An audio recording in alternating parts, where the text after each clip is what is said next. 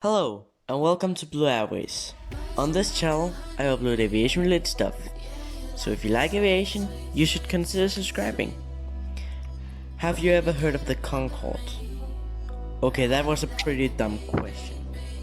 Most of us have heard of the Concorde in some sort of way, but some of us haven't. So in this video, I'll tell you about the Concorde and its glory. By the way, the reason why I'm making this video is because I put up a community post on YouTube asking you what video you would rather see. A video about the Concorde or a video about day in 225. And you picked the Concorde, so here's the video most of you picked. Now comes the video. The Concorde was a collaboration between two companies, one French and one British. The French being Sod Aviation, later Aerospatiale, and now Airbus. The British being British Aircraft Corporation, later British Aerospace, and later BAE System. Though the two companies credited for building it was Aerospatiale, something like that. I think that's how you say it. And British Aircraft Corporation. That is why it's mostly known as the BAC Aerospatiale Concorde. The Concorde had 4 engines. The engines was 4 Rolls-Royce /Snigma. Snigma, also known as Saffron Olympus 593 turbojets, fitted with afterburners. The Concorde could fly 2.04 or 2 times the sound of speed. 2.04 the times of speed. The time of sound. No. The speed of sound. Sorry.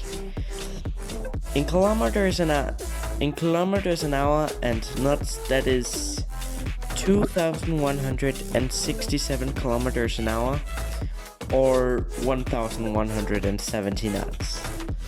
That is so fast that some of you might believe that it was a military jet. But no, this was a supersonic passenger jet. The first flight of the Concorde was on the 2nd of March 1969, though its first introduction with an airline was years later in 1976. The only 2 airlines that owned the type was British Airways and Air France. Though 2 other airlines did have something with the Concorde.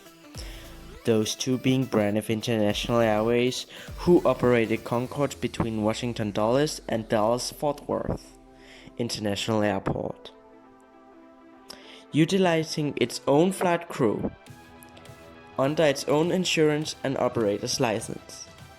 Stickers containing a US registration were placed over the French and British registration of the aircraft during each rotation, and temporarily placed behind the cockpit signify what? Oh yeah, a placard was temporarily placed behind the cockpit to signify the operator and operator license in command. And yes, that part was taken straight from Wikipedia. That's why I couldn't say one word, because I didn't know what that word meant. So yeah, that part that I just read was straight from Wikipedia. And the other airline was Singapore Airlines, who had its livery placed on the left side of Concorde, GBOAD, or as you actually say, Golf Bravo Oscar Alpha Delta, and held a joint marketing agreement which saw Singapore Airlines insignias on the cabin fittings, as well as the airline's Singapore girl stewardesses jointly sharing cabin duty with British Airways flight attendants. All the flight crew operations and insurances remained solely under British Airways, however, and at no point did Singapore Airlines operate Concordes under its own operator's license or certification. Nor did they wet lease an aircraft. This agreement initially only lasted for 3 flights, conducted between the 9th of September and the 13th of September 1977. It later resumed on the 24th of January 1979 and operated through the 1st of November 1980. The Singapore livery was used on GBOAD from 1977 to 1980. The Concorde, the Singapore livery was used on GBOAD from 1977 to 1980. And if you're wondering, yes, that part was also taken straight from Wikipedia. That's why I also made a little mistake with reading it right there. Anyway, normally my videos are only like 3 minutes long max, but this one is double as long, 6 minutes. So I think I'll make it into multiple parts. So thank you for watching part 1. See you in the next part of the Concorde, and see you in the next video. Bye. Hello and welcome to BlueAirways. On this channel I upload aviation related stuff, so if you like aviation, you should consider subscribing. This is part 2 of me telling about the Concorde. So if you haven't watched the first part of it, you should watch it. There are some information you might want to know. But in this video I'll tell more information about the Concorde. By the way, the reason why I'm making this video is because part 1 was too long, and 2, you voted that I should make a video about the Concorde. So here I am. So let's continue where we left off.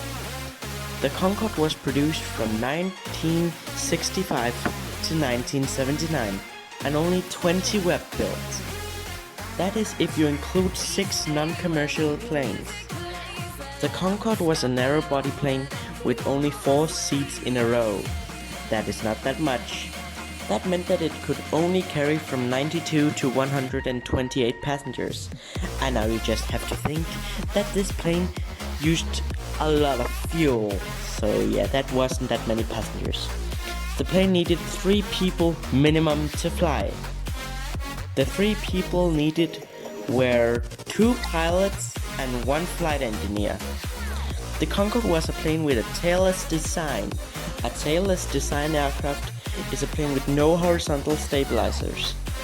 If you do not know what a horizontal stabilizer is, it is just those so-called small wings at the back of the aircraft.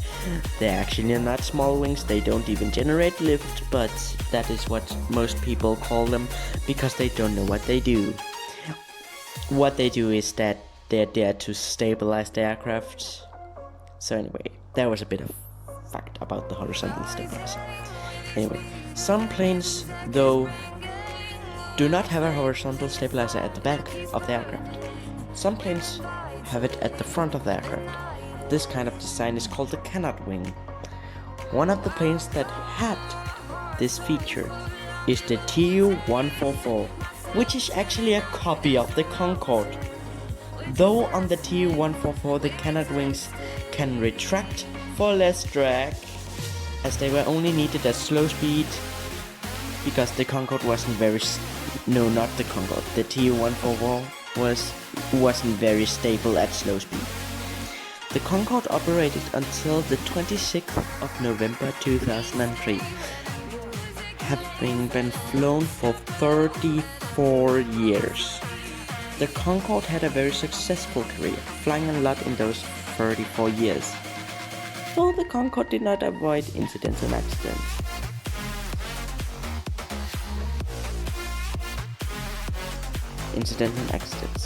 Though most of them survived, there was at least one hull loss and a few incidents. I'll now tell you a bit about one incident and one accident. Now, here's the incident. On the 12th of April 1989, Concorde 102 had its top tail rudder crumple a bit off mid-flight, causing vibrations. The vibrations grew stronger as the plane slowed. If you want to know more about this incident, the awesome YouTuber Mini Aircraft Investigation has made a video about it. I'll try to leave a link to his video in the description. And on the 25th of July 2000, Air France flight 4590 crashed after a fire broke out under the wing. The fire made engine 2 fail due to the fire, and engine 1 to also lose thrust. The plane did become airborne, but not for long. A bit later, the plane crashed into a motel, killing 113 people and injuring 6 people on the ground. Everybody on the plane died that day. It was a sad day, which is commonly known as the end for the Concorde. Only 3 years later, the Concorde would be retired from service. Mini Aircraft Investigation has also made a video about this crash. I'll try to leave a link to the video in the description. Even though the Concorde stopped flying years before I was even born, I've actually seen a Concorde. Here are the videos I have of the Concorde.